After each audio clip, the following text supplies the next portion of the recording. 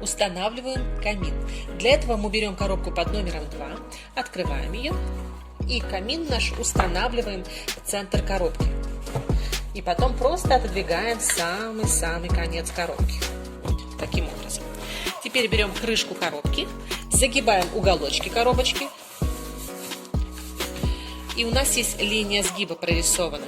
По ней мы сгибаем коробочку и закрываем крышку. Обычно, как обычную крышку коробки, просто уменьшили. Мы ее уменьшили. Закрываем. Вот у нас получилась такая установка камина. Теперь мы тщательно смазываем клеем и приклеиваем пол. И у нас получается волшебный чудо-камин. Удачи!